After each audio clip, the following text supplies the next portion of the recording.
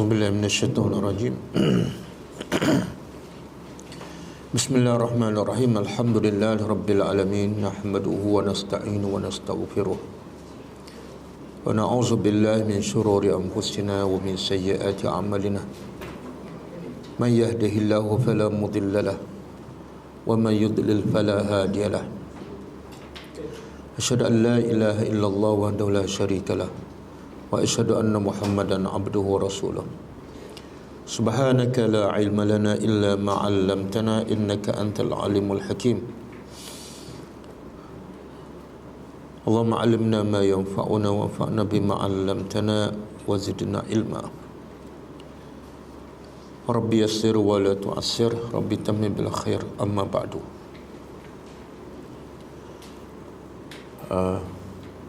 Jadi muliakan Ustaz Ikhwan sebagai pemangku pengurus GAD Cawangan Kuantan dan juga merangkap pengurus di majlis dan seterusnya staf-staf yang lain, muslimi muslimat yang dirahmati Allah Subhanahu wa taala. Insya-Allah perjumpaan malam ini adalah perjumpaan untuk kita sama-sama meningkatkan iman kita. Para sahabat Rasulullah sallallahu alaihi wasallam dan juga salafus salih sangat memahami, sangat mengerti bahawa iman tu sentiasa turun dan naik. Sebab itulah mereka, para sahabat dan salafus salih sentiasa ada majlis untuk apa ni? Untuk meningkatkan keimanan mereka. Sebab hidup tanpa iman seperti jasad tanpa nyawa. Hati yang mati seolah jasad itu telah mati.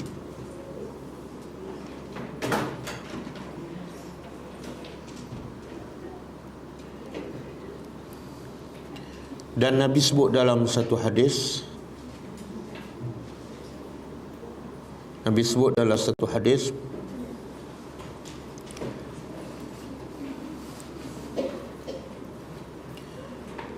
innal iman la yakhluqu fi jawfi ahadikum kama yakhluqu as-sawb fas'alullaha ta'ala an yujaddidal iman fi qulubikum.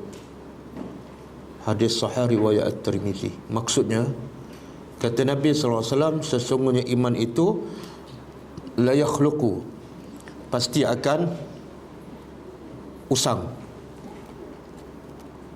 dalam hati seseorang kamu sebagaimana boleh usangnya pakaian kamu. Pakaian kita cantik macam mana, baru macam mana sekalipun, sampai satu masa dia akan buruk. Maka Nabi kata iman kamu pun sama. Kalau kamu tak jaga, kamu biarkan macam tu, dia akan usang, akan buruk, sama seperti pakaian kamu. Maka kata Nabi, fas'alullah, mohonlah kepada Allah, mintalah kepada Allah Ta'ala an yujaddidal iman, agar Allah sentiasa memperbaharui iman fi qulubikum, dalam hati-hati kamu. Jadi iman, kalau pakaian kita jaga, tubuh badan kita jaga, rumah kita jaga, kereta kita jaga, harta kita jaga, walaupun akhirnya semua tu akan binasa, tapi iman kita akan bawa sampai ke akhirat. Maka iman lagi perlu kita bagi masa untuk menjaganya, sebab dia adalah barang yang paling bernilai dalam hidup kita. Jadi Nabi bagi nasihat pada kita, mohonlah pada Allah supaya Allah sentiasa menjaga iman kita setiap saat. Dan para sahabat Nabi sallallahu alaihi wasallam sentiasa berpesan antara satu sama lain, Mereka sentiasa berpesan antara satu sama lain. Bila jumpa dia, contohnya daripada Muaz bin Jabal radhiyallahu anhu, dia berkata, Ta'ala, jom najlisu, kita duduk, nu'minu sa'ah, jom kita duduk untuk kita bincang bagaimana kita nak tingkatkan, kekalkan keimanan kita.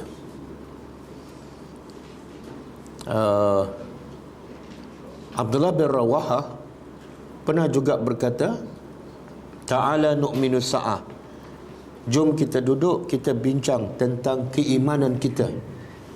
Maka sahabat lain menjawab, alasna bimu'minin, bukankah kita ni dah orang beriman?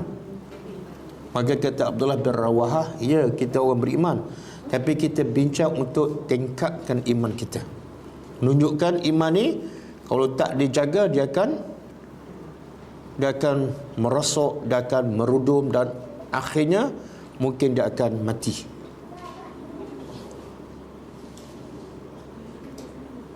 Jadi majlis seperti ini adalah majlis yang sangat bermanfaat, sangat berguna untuk orang-orang yang beriman. Okey, dan tidak ada sesuatu yang dapat memperbaharui iman kita, dapat meningkatkan iman kita, melainkan dengan ayat-ayat Allah Subhanahu wa taala. Sebagaimana Allah sebut dalam surah Al-Anfal yang kita biasa dengar, salah satu cara nak tingkat, nak tambah iman kita ialah dengan menghayati ayat-ayat Allah Subhanahu wa taala. A'udzubillahi minasyaitonirrajim. Innamal mu'minuna allazina idza dzukirallahu wajilat qulubuhum wa idza tuliyat 'alaihi ayatuna zadatuhum imana. Dan apabila dia baca ayat-ayat Allah, zadat, imannya bertambah. Jadi tidak ada sesuatu yang paling berkesan, yang paling berguna untuk meningkatkan iman kita melainkan dengan menghayati ayat-ayat Al-Quran. Okey, malam ni saya nak sebut beberapa ayat yang insya-Allah kalau kita hayati, dia akan meningkatkan iman kita, akan mendekatkan kita kepada Allah, dan akan memotivasi kita untuk menjadi orang yang terbaik di sisi Allah Subhanahu wa taala. Boleh buka surah Yusuf. Surah Yusuf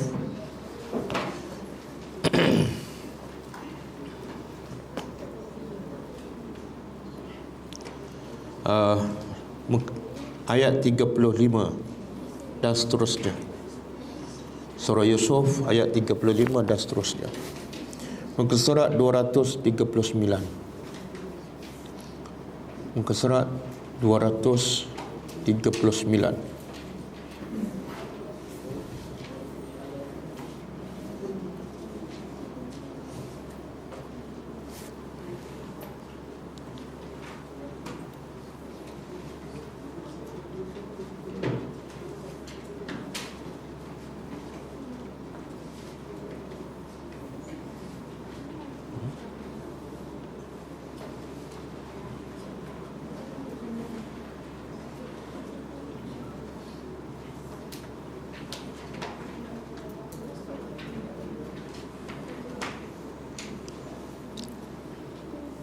Okey. Kita biasa bila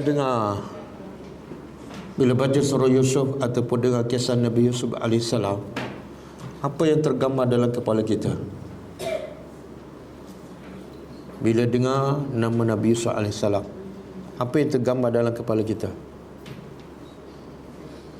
Handsome? Bukan. Apa dia? 11 beradik. 11 beradik.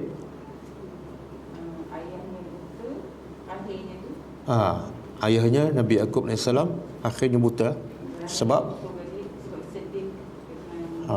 sedih kehilangan Nabi Yusuf. Okey, lagi?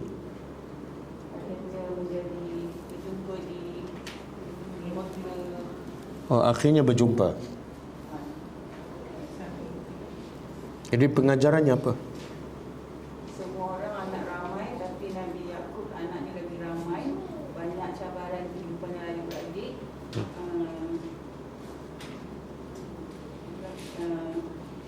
Tapi dia ikhlas dengan adik-beradik dia, akhirnya bersatu. Oh, akhirnya bersatu. Jadi pengajaran untuk kita,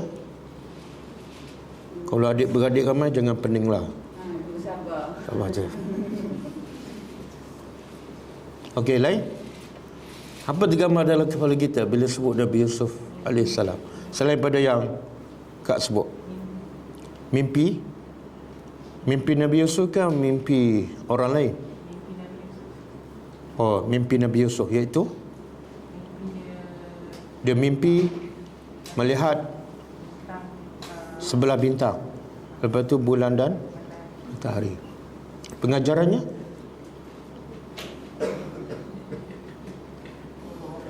wallahu alam. Allah saja lebih tahu pengajarannya. Aku tak tahu. Okey, lain. Apa lagi tergambar? Digoda oleh perempuan yang cantik. Digoda oleh perempuan yang cantik. Pengajarannya Jangan tergoda oleh jangan tergoda. Biasa pernah tergoda ke? Okey, pengajarannya jangan mudah tergoda dengan wanita cantik. Tapi ada tak perempuan goda kita? Tak ada kan? Tak ada. Okey, lagi? Mimpi dia dalam dia mentadbir mimpi. Takbir mimpi siapa? Orang dalam penjara. Orang dalam penjara. Okey, pengajarannya wallahu alam. Apa tadi? Iri hati adik-beradik, sesama adik-beradik. Pengajarannya Sesama adik-beradik ni kalau boleh tak payah. Maksudnya apa pun yang berlaku adalah dengan izin Allah. Kita percaya saja kepada bersama baik dengan apa yang Allah berlaku. Maka sesama adik-beradik. Jadi jangan iri hatilah adik-beradik. Jangan dengkilah. Okey, lain? Kita tahu tak? Satu-satunya kisah yang lengkap dan paling panjang dalam Al-Quran ialah kisah Nabi Yusuf. Daripada dia kecil sampai dia menjadi penguasa kerajaan di Mesir kan. Yang lain cerita tak lengkap. Nabi Musa tak lengkap, walaupun disebut dalam berbagai surah kan. Tapi kisah Nabi Yusuf hanya disebut dalam satu surah, tapi lengkap daripada awal surah sampai akhir surah kan. Bahkan Allah kata ahsanul qasas, cerita yang terbaik. Apa lagi tadi? Persiapan ekonomi. Persiapan ekonomi. Macam mana? 7 ekor lembu. Oh, ada 7 ekor lembu yang gemuk dan 7 ekor lembu yang kurus. Jadi pengajaran apa? Kita perlu bersiap sedia jangka panjang dan pendek. Ekonomi hasil. Tapi itu pengajaran untuk siapa? Keluarga pun dia, diri pun dia, negara pun dia. Okey. Lagi? Nabi Yaqub bersabar atas hilangnya Nabi Yusuf. Jadi pengajarannya, bila anak yang kita sayang hilang, sabar je lah. Sabar je lah. Tak perlu buat apa-apa. Report polis. Report polis. Tapi Nabi Yusuf tak pernah, Nabi Yaqub tak pernah report polis pun. Oh, masa tu polis tak ada. Tapi kerajaan ada, takkan polis tak ada? Kerajaan ada tak masa tu? Kerajaan ada, penjara ada. Nabi Yusuf pernah tak di penjara? Mesti ada polis kan? Okey, lagi?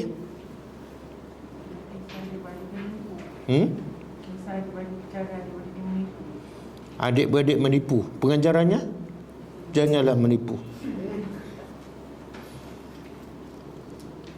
Lagi-lagi. Sebab ada 110 ayat kan? Jatuh dalam perigi. Pengajarannya Dia Nabi Yusuf tak sebut pun, langsung tak menyentuh pun. Bila dia jumpa balik tu, apa-apa yang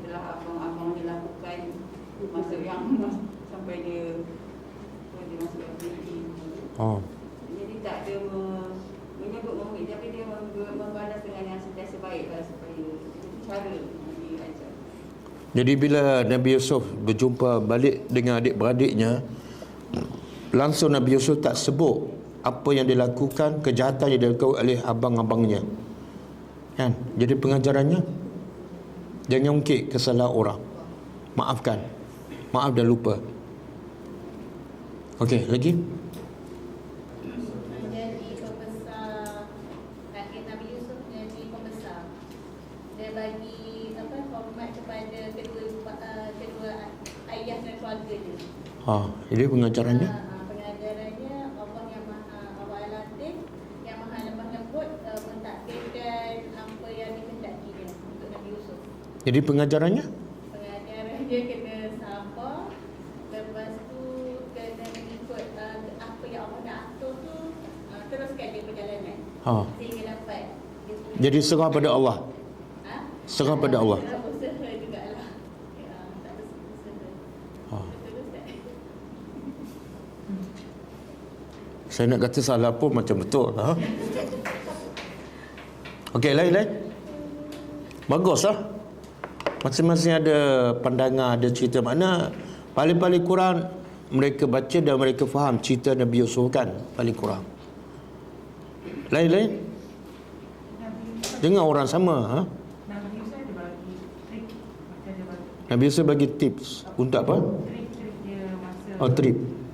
ada muslihat lah, masa dia dapat tahu adik-adik dia masuk Mesir. Dia suruhkan candy dia nak bagi datang lagi. Lepas tu dia ajak adik dia yang bongsu tu datang Mesir. Lepas tu dia Nabi Yusuf treat adik-adik yang lain tu supaya Bunyamin tinggal di Mesir.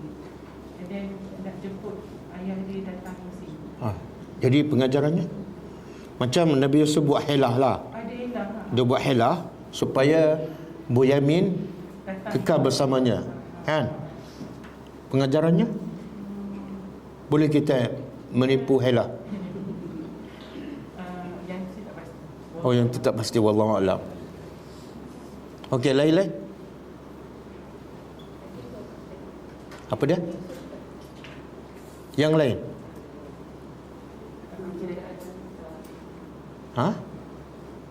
Godaan wanita yang terhira jari kan, itu pasal Wanita yang tergoda kepada Nabi Yusuf sampai? isteri pembesar. Sampai terhira jari yang risau tu. Terpotong jari. Jadi pengajarannya, jangan mudah tertipu dengan kehansaman lelaki. Kita banyak perancangan. Wanita banyak perancangan. Jadi susah nak dipercayai. Berhati-hati dengan perancangan wanita. Ini wanita sendiri cakap, ini tak ada bias lah. Jadi nasihat daripada wanita sendiri, berhati-hati dengan wanita. Betul. Betul. Saya setuju. Okey, lain?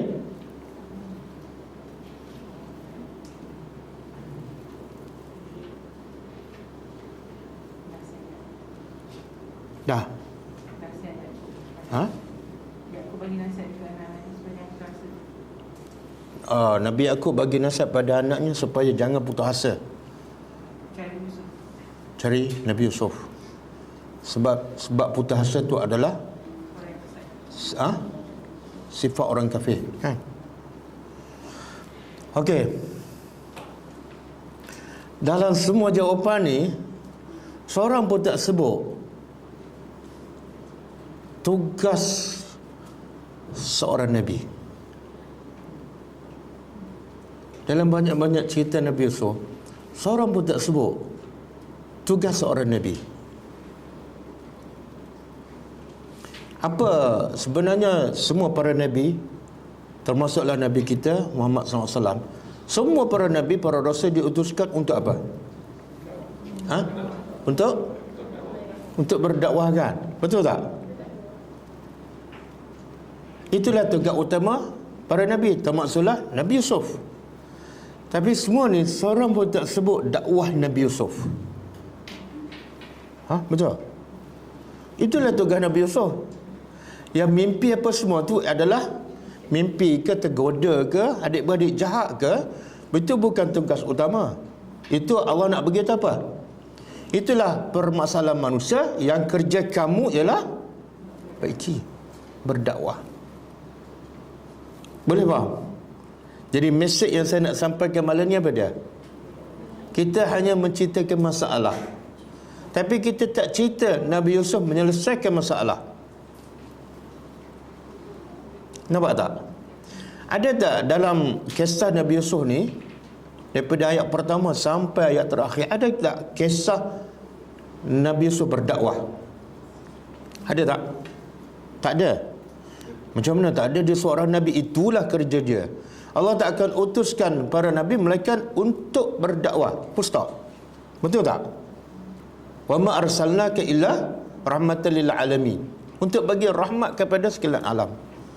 Rahmat tu ialah dakwah lah. Selagi mana manusia tak kenal Allah, selagi mana manusia tak sembah Allah, manusia tak akan dapat rahmat Allah. Jadi tugas para Nabi apa dah? Menyampaikan rahmat. Jadi saya ulang soalan. Ada tak kisah dakwah Nabi Yusuf dalam surah Yusuf? Kat mana? Dua orang dalam penjara. Tapi yang sebut apa? Kisah dua orang dalam penjara yang bermimpi. Yang lebih utama ialah dakwah Nabi Yusuf kepada dua banduan tu. Betul ke? Mana lebih penting? Nabi Yusuf mentadbir mimpi dua banduan dengan Nabi Yusuf berdakwah kepada dua banduan. Yang mana lebih penting? Kenapa tak nampak yang tu? Kenapa tak nampak?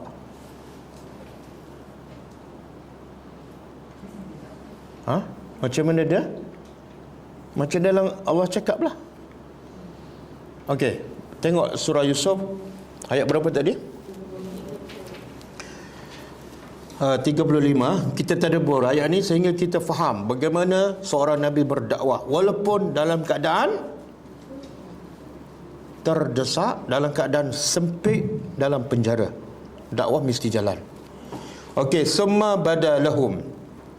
Kemudian badalahum, bada ni makna jelas, nyata kepada mereka, kepada pihak pemerintah, jelas.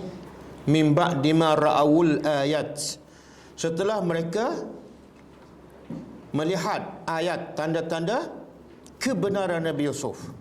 Kan Nabi Yusuf dituduh menggodakan isteri pembesar, tapi setelah nampak bukti, apa bukti bahawa sebenarnya ia menggoda isteri pembesar bukan Nabi Yusuf? Apa bukti? Baju koyak daripada belakang.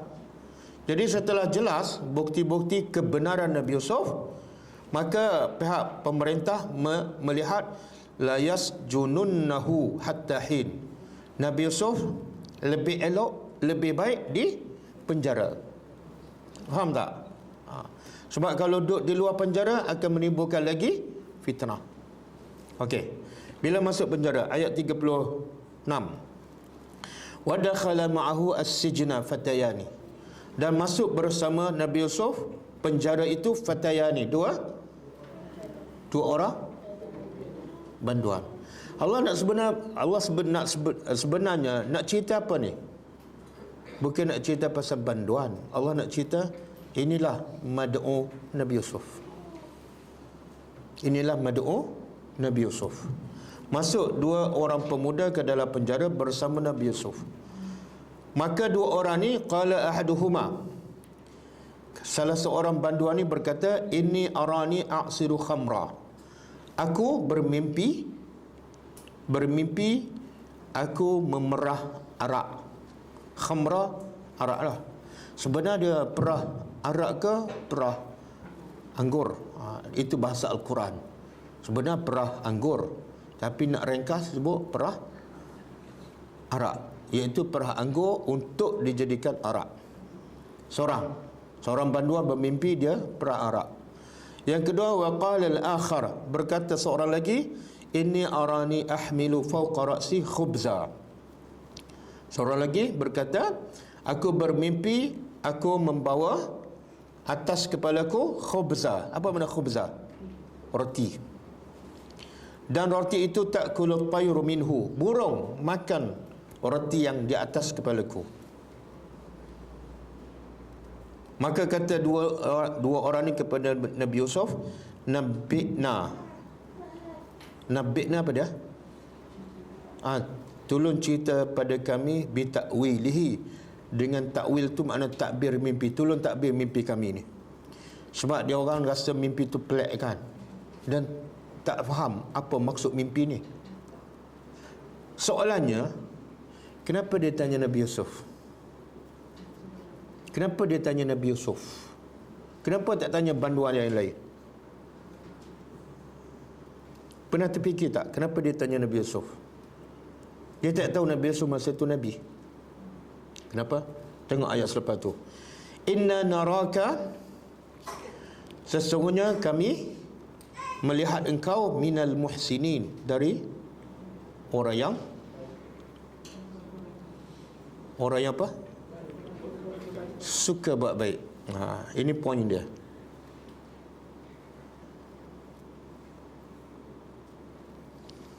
Kita tengok apa kata Ibnu Katsir rahimahullah.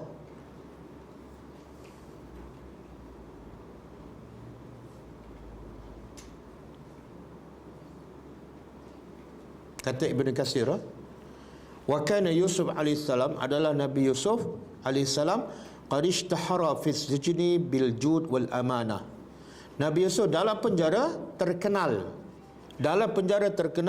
bil jud, dengan pemurah, wal amanah, dan seorang yang amanah, wasidqal hadis, dan terkenal dengan orang yang bercakap benar, wa husnis sumti, dan image yang baik, wa kasratul ibadah, banyak ibadat dalam penjara, salawatullah alaihi wasallamu, wa ma'rifatut ta'bir, dan Nabi Yusuf juga terkenal boleh mentakbirkan mimpi, wal ihsan ila ahli sijni, dan Nabi Yusuf terkenal suka buat baik kepada banduan yang lain, wa iyadati mardahum, dan suka menziarah banduan yang sakit. Dengar banduan sakit dia pergi ziarah. Wal qiyami bihukukihim, dan memberi hak banduan yang lain. Kalau perlu nasihat, dia pergi nasihat. Faham? Jadi soalan tadi, kenapa banduan dua ni bila bermimpi dia pergi cari Nabi Yusuf, dia tanya Nabi Yusuf, kenapa? Inna naraka minal muhsinin, sebab kami lihat kamu ni orang yang suka berbuat baik. Okey, pengajarannya apa? Apa pengajarannya? Ini syakhsiah peribadi seorang Nabi, dan Nabi adalah pendakwah yang paling hebat. Jadi peribadi pendakwah mesti, image pendakwah mesti cantik, baik, jaga amanah, suka bantu orang, cepat membantu orang walaupun dalam penjara. Itu yang menarik hati dua pemuda yang banduan ni. Jadi pengajaran untuk kita apa dia? Step pertama kita nak dakwah apa dia?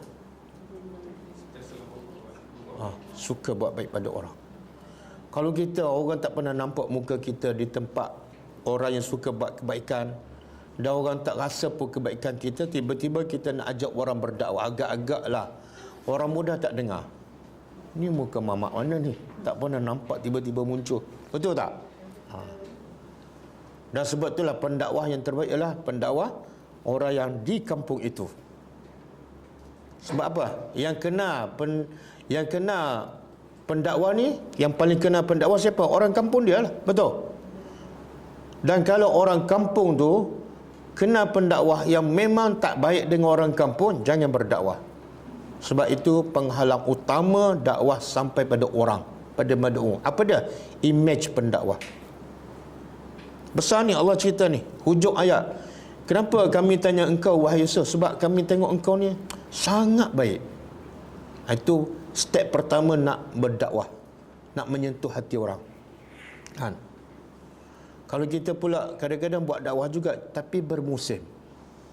Kan? Musim orang jemput nampaklah muka kita. Orang kata ini bukan buat dakwah ni. Ini apa dia? Ini sebab orang ajak, sebab ada orang jemput. Betul tak? Dakwah bukan macam tu. Dakwah kita kena 24 jam. Bukan kita baik kerana orang. Tak, kita wajib berbuat baik bila-bila masa. Orang suka ke, orang tak suka ke? Okey? Okey. Lepas tu qala la ya'tikuma, kata Nabi Yusuf ayat 37. Telah berkata Nabi Yusuf, la ya'tikuma. Dua pemuda tadi, dua banduan tanya tentang apa? Mimpi kan? Takbir mimpi. Nabi Yusuf tak jawab lagi. Ini kepintaran, kemahiran pendakwah. Apa dia? Bila orang tu memerlukan sesuatu, berhajat, gunakan peluang untuk sampaikan mesej dakwah sebelum kita bagi apa yang dia nak. Faham tak? Sebab bila dia berhajat, kalau kita bercakap pasal dakwah, dia akan dengar tak? Dia akan dengar? Tak. Sebab dia ada hajat tu. Faham tak? Berbeza dengan orang tak berhajat langsung pada bantuan kita, tiba-tiba kita nak berdakwah, dia dengar tak dengar aja. Okey? Jadi Nabi Yusuf tak jawab lagi takbir mimpi. Nabi Yusuf kata apa? La ya'tikuma ta'amun. Tidak akan datang pada kamu berdua makanan turzaqanihi, yang kamu makan setiap hari, illa nabbatukuma, kecuali aku akan cerita tentang kepada kamu berdua bitakwilihi, dengan sifat. Takwil tu ada ahli tafsir mengatakan sifat makanan sebelum makanan tu datang kepada kamu berdua. Apa maksud? Sebelum aku jawab takbir mimpi kamu, aku nak bagi tahu, aku ni tahu benda yang gaib. Aku tahu benda yang gaib. Apa dia? Kan banduan dihantar makanan setiap hari. Aku boleh bagi tahu makanan yang akan sampai pada kamu makanan apa? Tom yam ke, kari kepala ikan ke, banyak mana aku boleh bagi tahu. Apa tujuan Nabi Yusuf cerita tu? Dia nak bagi tahu dia dapat kelebihan tu daripada Allah sebab dia adalah Nabi. Supaya apa? Dua banduan tu lebih apa? Lebih yakin.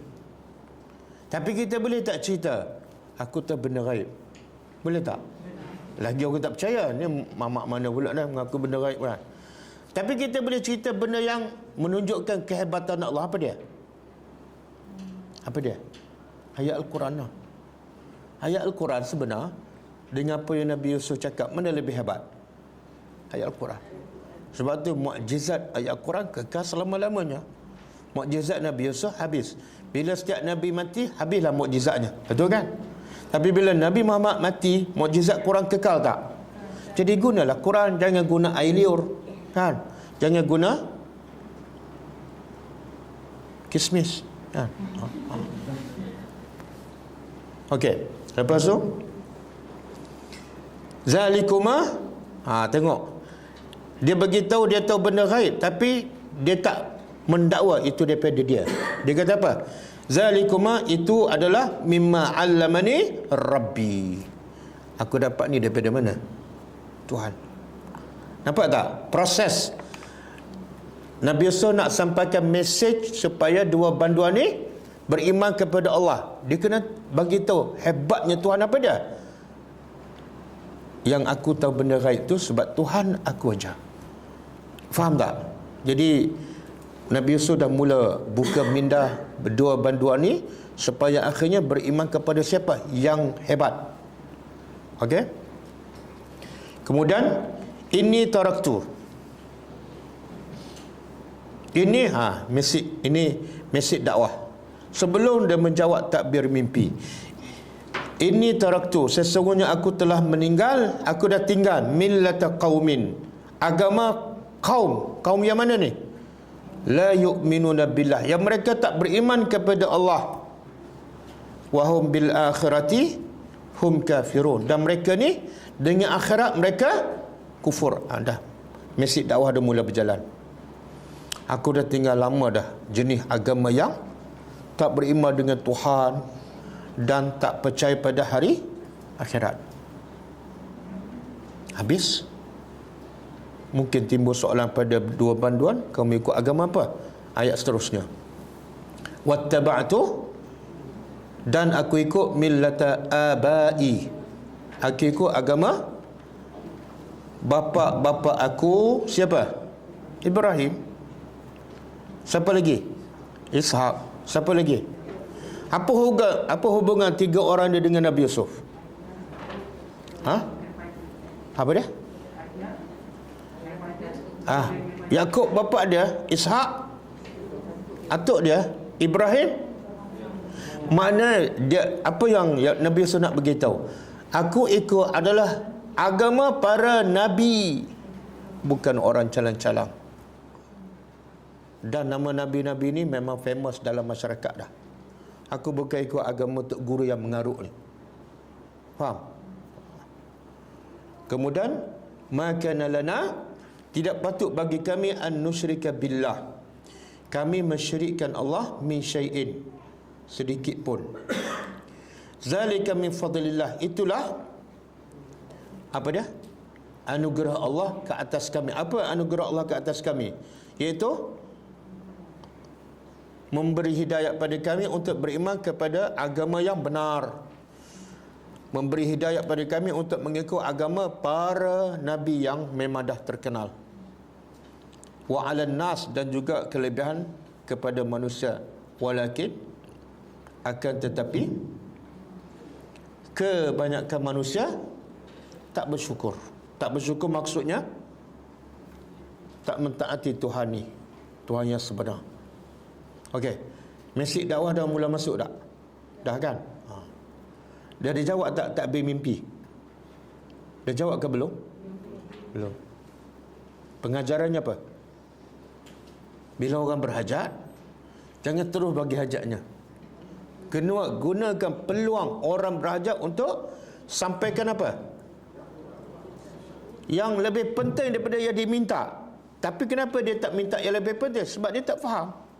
Tanggungjawab kita beda. Bagi faham, ada benda satu hajat yang sebenar lebih penting daripada yang kamu minta tu. Tapi kamu tak faham, kamu tak minta. Jadi kewajipan kita, jangan bagi benda yang dia minta dalam keadaan benda yang lebih penting kita tak sampaikan. Boleh faham? Orang miskin perlukan bantuan, kita terus bagi bantuan. Sebenarnya orang miskin yang paling dia berhajat apa dia? Bantuan ke ilmu. Jadi kalau kita, orang miskin nak bantuan, kita berbagi bantuan tapi tak bagi ilmu. Cerdik tak kita? Kita bukan pendakwah. Kadang-kadang kita menjadi penyebab orang miskin lagi jauh daripada agama. Sebab apa? Bila asyik bagi bantuan, dia akan menjadi orang yang sentiasa meminta, sentiasa bergantung pada bantuan manusia, bukan daripada Allah. Siapa menjadikan mereka macam tu? Kita lah. Okey. Kemudian yang kedua, ya, ayat 39, ya sahibai, wahai sahibai as-sijni. Apa makna dia? Wahai dua orang banduan penjara. Tengok kenapa dia guna perkataan tu. Kenapa dia guna wahai dua banduan penjara?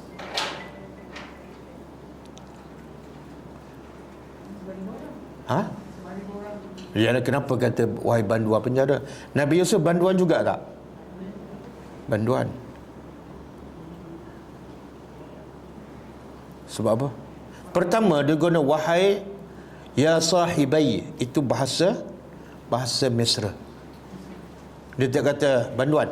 Tak. Ada wahai. Ada wahai kan? Silakan. Beza tak? Hei banduan dengan wahai banduan.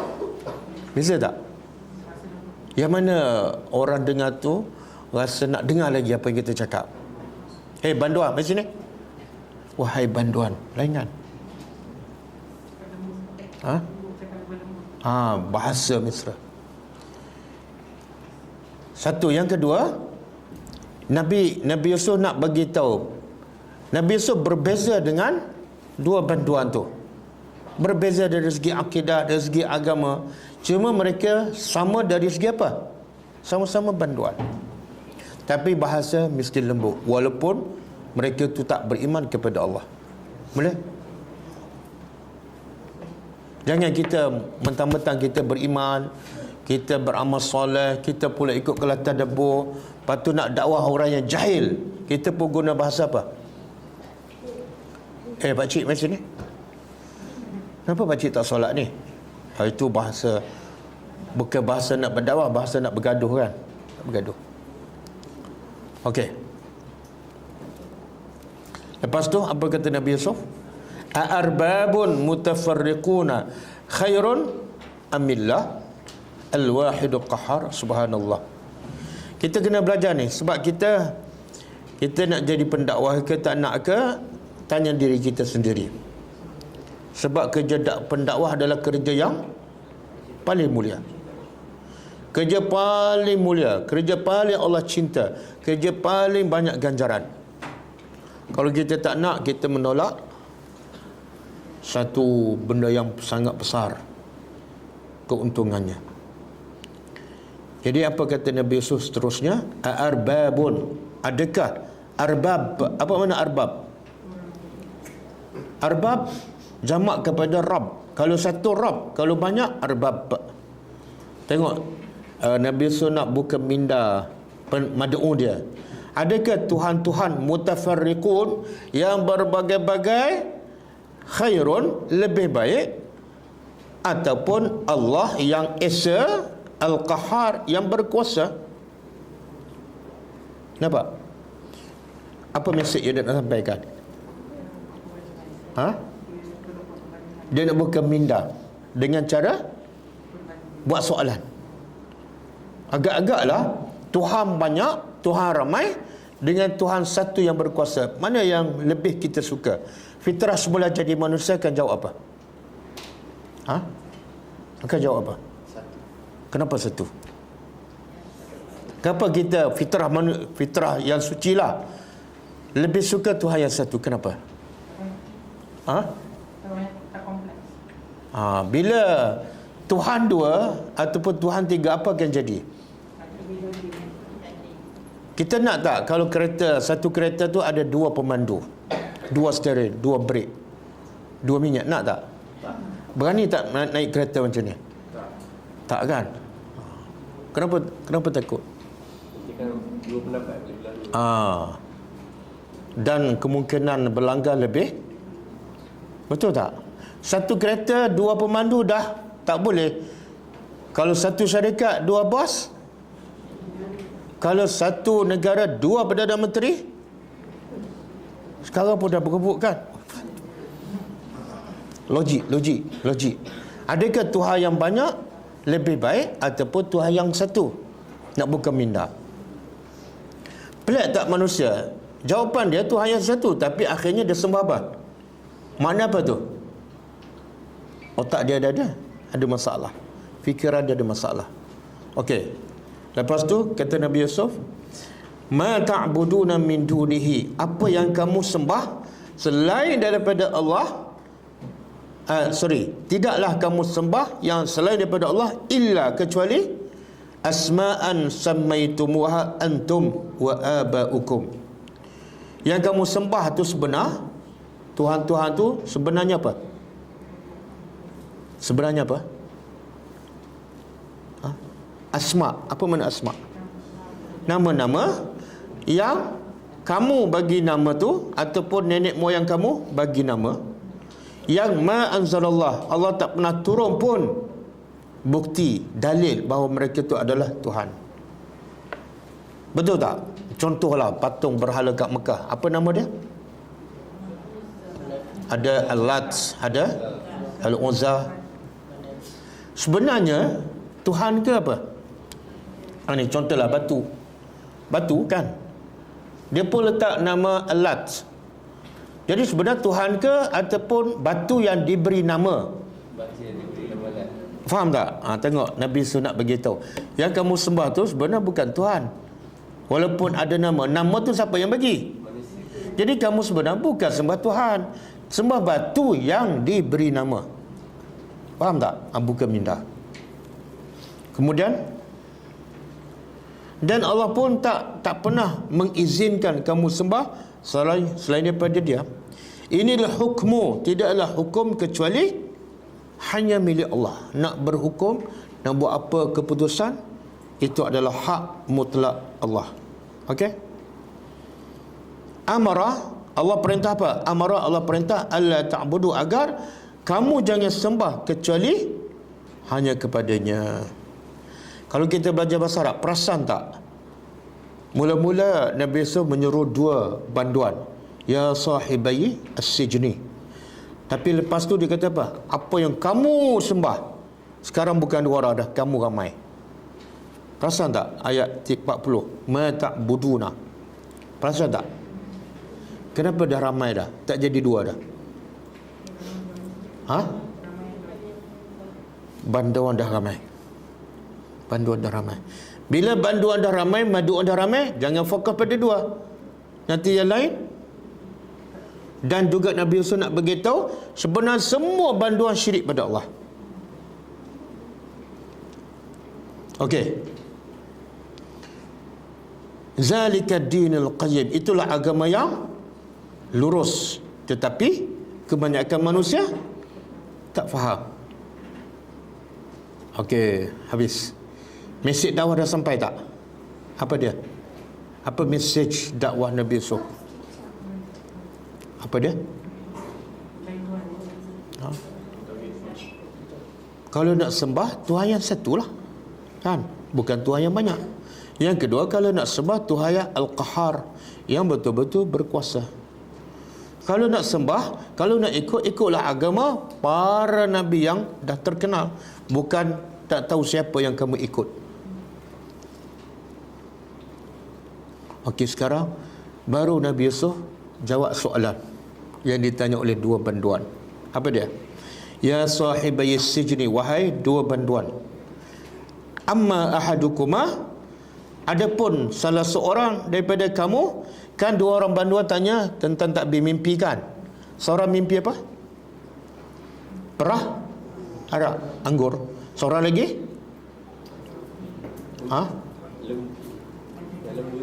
Bukan. Seorang lagi. Dia bawa roti atas kepala dan burung. Okey, sekarang baru Nabi Yusuf menjawab soalan tu. Adapun salah seorang daripada kamu berdua, wa yasqi rabbahu khamra. Takbir mimpi dia apa dia? Dia akan beri minum rabbahu. Rabbahu di sini bukan Tuhan, raja.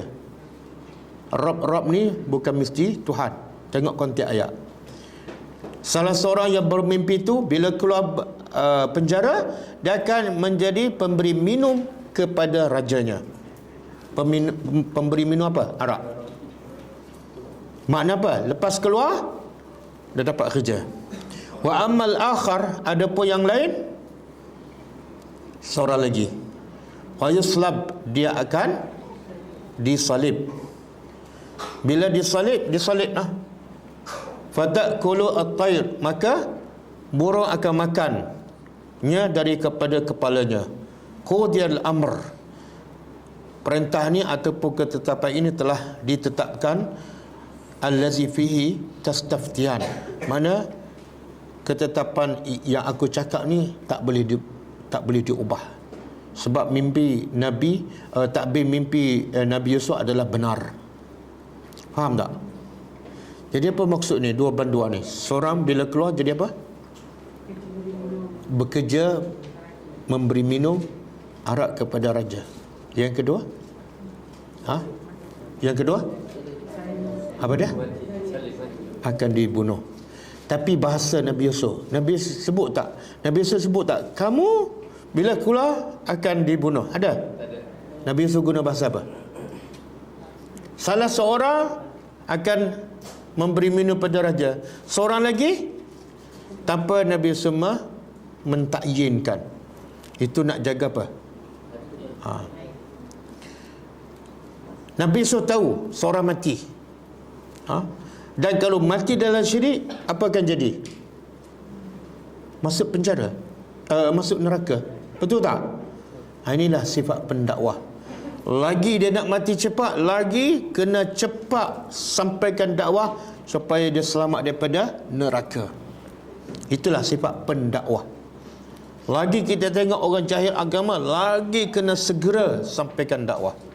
Jangan tangguh, jangan tangguh. Boleh faham?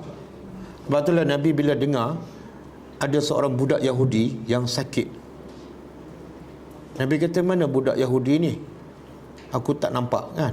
Maka dia beritahu budak Yahudi itu sedang sakit tenat di rumahnya. Apa Nabi buat? Nabi buat apa? Nabi ziarah bila? Nabi tengok tak jadual dah, ini penuh ni minggu ni. Nabi buat apa? Ziarah bila? Segera. Dengar je, terus Nabi pergi. Kenapa? Kenapa Nabi tak tunggu besok? Besok masih ada. Ataupun menanti hari besok. Ataupun besok sudah tiada. Nabi pergi teruskan. Kenapa? Sebab ini masuk neraka ni.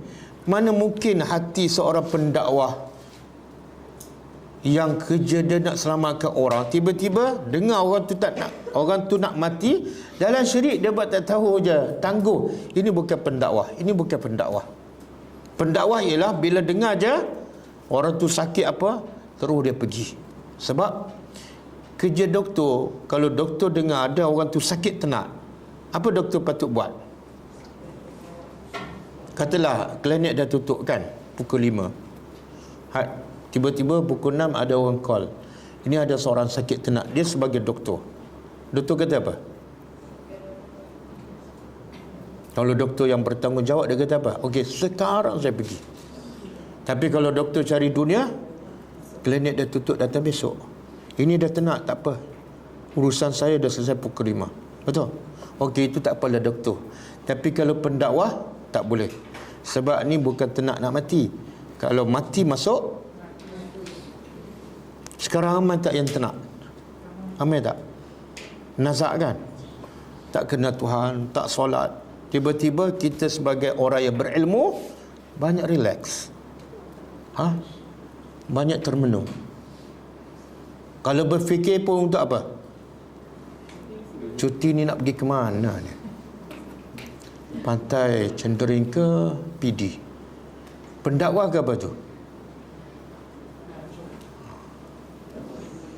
Sebab itulah bila turun wahyu pertama dan yang kedua, Allah kata apa? Ya ayyuhal mudaththir qum fa'anzir. Bila Nabi balik rumah, Khadijah kata bertenang, berehat. Apa jawapan Nabi? Qad madha waqtur raha. Telah berlalu waktu rehat. Dah tak ada waktu rehat dah. Bila aku dapat wahyu, kerja aku nak selamat seramai yang mungkin. Ramai manusia di luar sana jahil agama, tak kenal Allah, kalau mati terus masuk neraka. Tiba-tiba aku yang diberi amanah nak selamatkan orang, aku nak berehat dah. Kata Nabi kepada Khadijah, sekarang telah berakhir waktu rehat.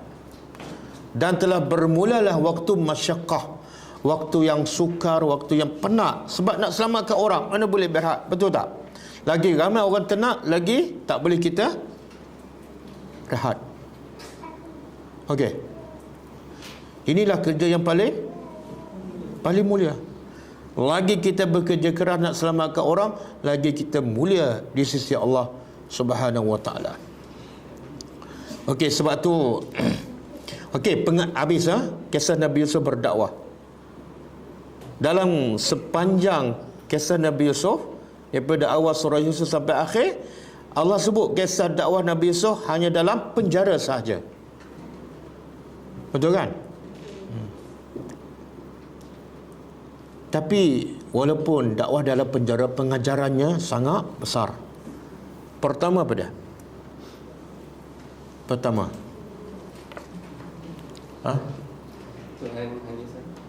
Tuhan hanya satu. Di luar penjara pun satu juga. Pengajarannya apa?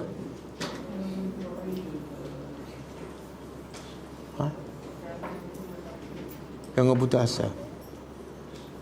Tak, maksudnya walaupun Nabi Yusuf dalam penjara, tapi masih bukan lagi dengan imej Nabi, menyebabkan ramai pengaruh. Kewajipan berdakwah bukan di tempat yang mesti di tempat yang luas. Bukan di mesti tempat terbuka, bukan mesti ramai orang.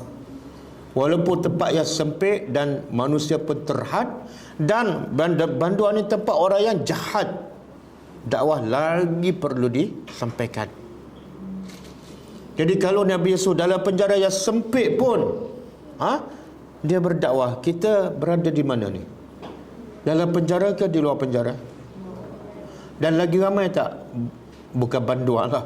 Lagi ramai tak madu'un kita di luar? Ramai tak? Tiba-tiba kita tak berdakwah. Apa makna? Apa makna tu? Kita lebih banyak hidup untuk kita, bukan untuk orang. Manusia paling mulia ialah dia hidup untuk orang. Sebab itulah Nabi 24 jam hidup untuk umatnya. Mana ada Nabi rahat? Mana ada Nabi bercuti? Ada. Orang paling mulia ialah orang yang hidup untuk orang. Lagi dia korbankan masa untuk orang, lagi mulia kedudukannya di sisi Allah. Okey, satu. Nak berdakwah, jangan pilih tempat yang selesa.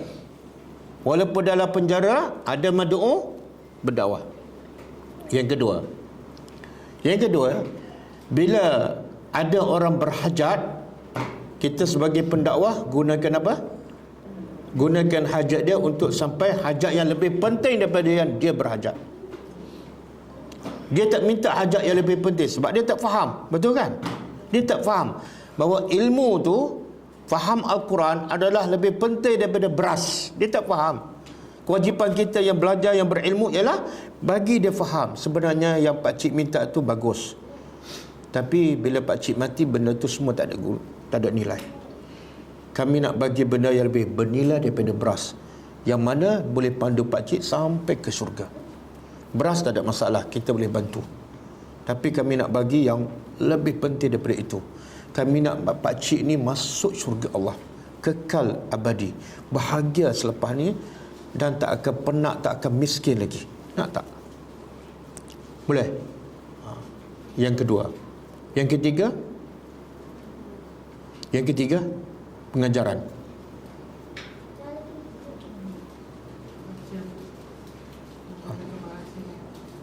Gunakan bahasa yang, walaupun kepada siapa tu? Nabi Yusuf berdakwah kepada siapa? Satu, orang kafir. Yang kedua, banduan. Banduan ni memang sentiasa buat salah lah, tapi bahasa tu mesti sentiasa lembut. Apatah lagi madu'un kita bukan banduan, bukan orang kafir, orang Islam, cuma dia jahil sahaja. Okey, yang keempat,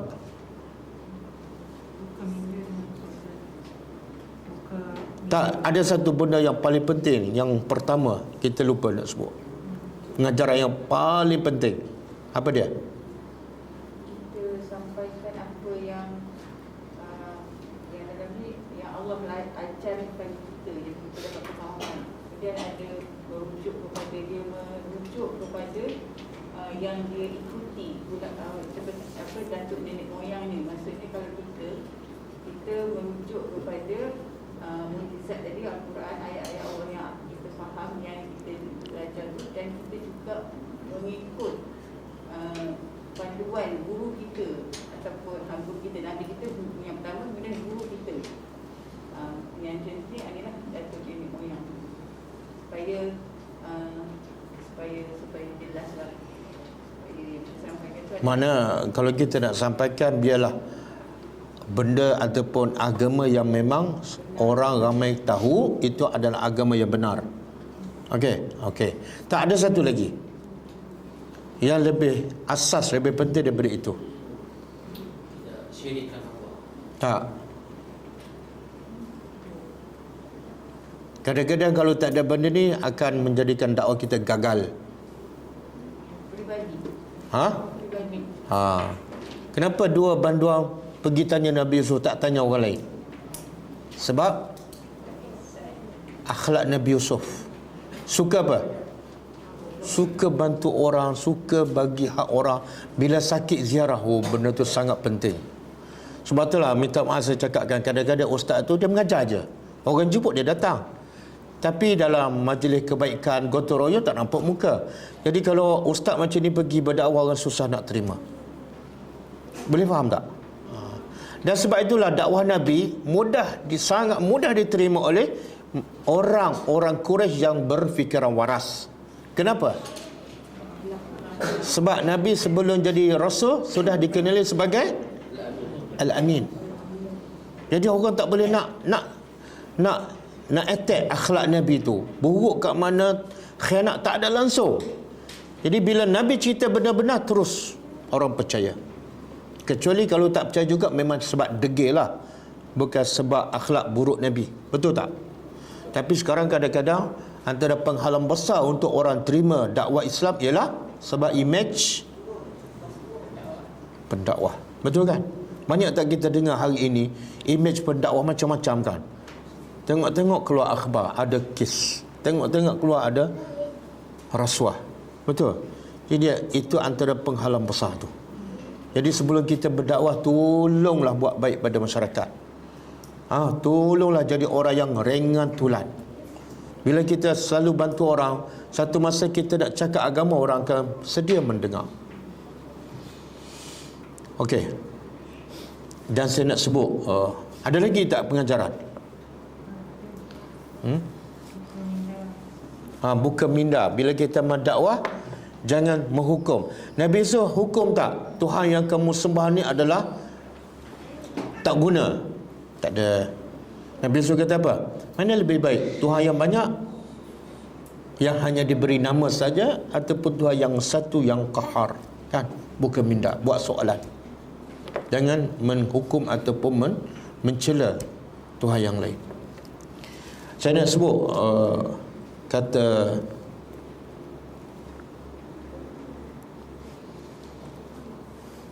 Syekh Allamah As-Sa'di rahimahullah. Dia ada kitab tafsir. Kata dia, rahimallah man a'ana 'ala ad-din walau bi syatri kalimah. Wa innama al-halaku fi tarki ma yaqdiru 'alaihi al-'abdu min ad-da'wati ila hadzal din. Apa maksud dia? Kata Syekh Allamah As-Sa'di, boleh kut kata-kata dia. Semoga Allah merahmati orang yang menolong agama. Semoga Allah merahmati orang yang menolong agama Allah walau bisyatri kalimah, walaupun dengan separuh perkataan. Dia hanya sampaikan dakwah sikit je. Kadang-kadang 2 patah, kadang-kadang 3 patah. Semoga Allah rahmati dia. Wa innama, dan kata dia lagi Syekh Sa'di, sesungguhnya kebinasan itu ialah fi tarki, dalam meninggalkan ma yaqdiru alaihi, apa yang dia mampu daripada berdakwah. Dia mampu, walaupun sepatah perkataan dia mampu, tapi dia tak buat, maka Allah akan binasakan orang ni. Binasakan bagi musibah ke, ataupun rusakkan agamanya, ataupun jauhkannya daripada rahmat Allah. Jadi maksudnya apa? Kita akan dapat rahmat Allah bila kita menolong agama Allah. Kita akan dapat rahmat Allah bila kita menyampaikan ilmu kepada orang, sehingga orang tu kenal Tuhan dan sembah Allah.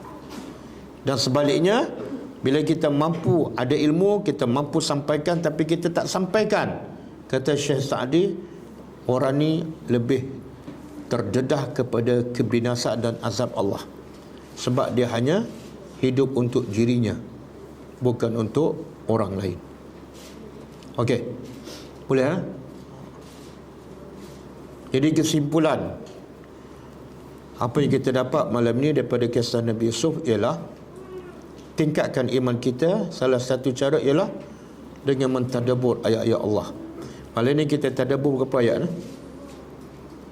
Ayat 35 sampai 41. Banyak ayat tu.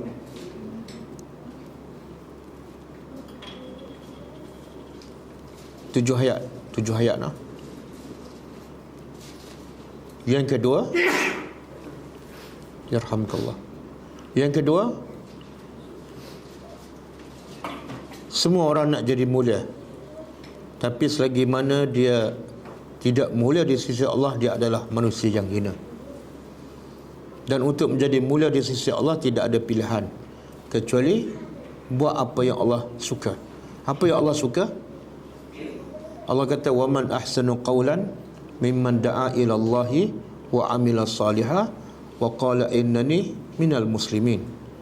Allah kata, siapa lagi orang yang perkataannya, amalannya paling baik daripada orang yang mengajak manusia kepada Allah, walaupun hanya dengan sepatah ataupun dua patah.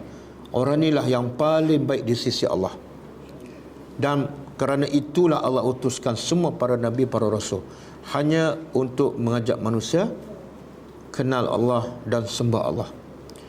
Jadi saya harap semua yang hadir pada malam ini dan juga yang mendengar secara live, kalau kamu nak menjadi orang yang mulia di sisi Allah, sampaikan walaupun satu ayat. Kadang-kadang simple aja kan. Kita tengok kisah bukan Ashabul Kahfi dalam surah Al-Kahfi. Ada dua orang kawan. Seorang kawan Allah bagi apa? Dua kebun yang besar, yang mewah kan. Tapi dia tak beriman. Seorang lagi beriman tapi Allah tak bagi apa-apa. Betul? Kawan yang miskin yang beriman ni berdakwah tak pada kawan yang kaya? Ataupun meminta pada kawan dia yang kaya?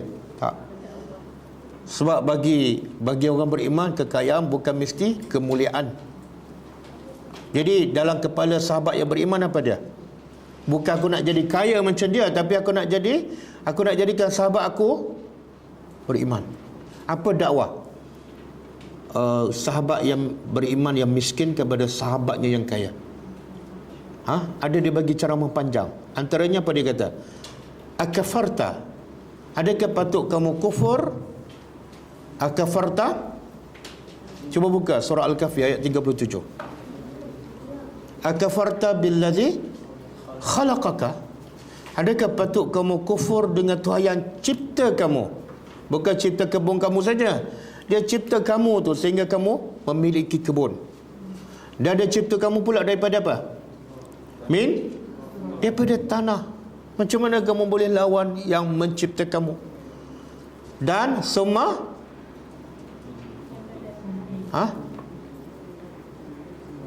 semua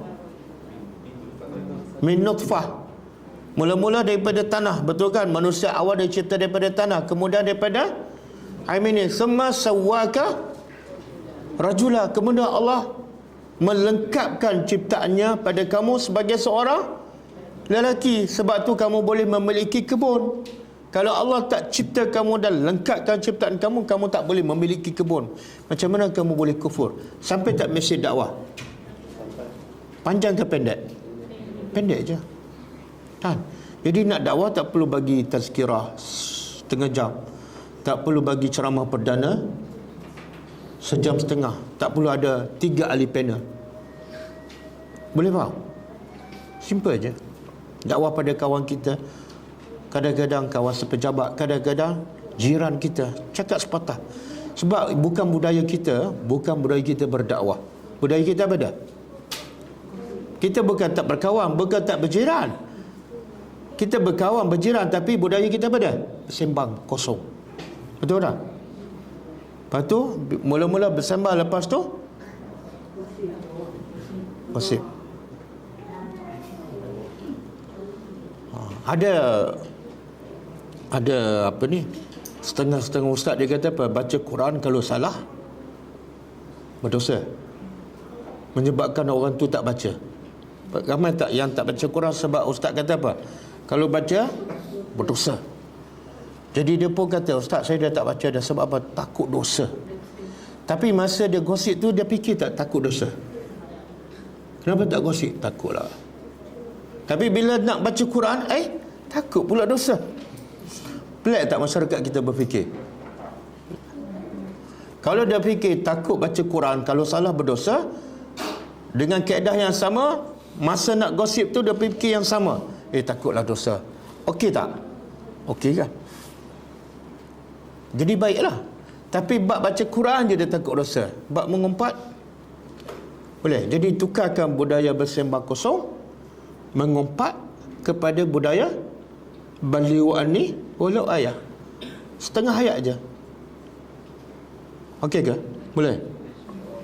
Mulai besok ada kawan dia, ada jiran, ada sahabat, ada saudara mara, bagilah sepatah. Kalau tak ada ayat sangat, tak ada modal sangat, apa dia? Bagi tahu apa yang Nabi Yusuf cakap. Bagi tahu apa yang Nabi Yusuf cakap. Cerita apa yang kita faham malam ni. Ini dakwah Nabi Yusuf. Nabi Yusuf seorang Nabi, walaupun dalam penjara yang sempit, dia tetap ada rahmat kepada kawan-kawan dalam penjara. Dia sentiasa memikirkan bagaimana aku nak selamatkan manusia daripada neraka, walaupun di tempat yang sempit. Okey? Aku berada di tempat yang luas, bebas nak ke mana-mana, dan banyak ramai madu aku yang jahil, tapi aku tak buat apa-apa. Okey, boleh kan? Okey, cukup lah. Ada soalan tak? Jadi perjumpaan kita malam ni apa dia ni? Apa tujuan? Nak tingkatkan iman. Dengan apa? Dengan ayat Quran. Yang kedua, nak menjadi manusia paling mulia. Dengan cara apa? Jadi pendakwah. Okey. Semoga Allah memberi hidayah dan kekuatan pada kita untuk menjadi manusia yang terbaik di sisi Allah. Khairukum man ta'allamal Quran wa 'allamahu. Jadi cukup setakat ni. Semoga pertemuan kita pada malam ini memberi motivasi pada kita untuk menjadi lebih baik daripada besok, lebih baik daripada hari ini. InsyaAllah. Jadi kita tutup dengan membaca tasbih kafarah. Subhanakallahumma wa bihamdika asyhadu an la ilaha illa anta astaghfiruka wa atubu ilaik. Assalamualaikum warahmatullahi wabarakatuh. Okey. كتاب الله ترق جنانه وتنام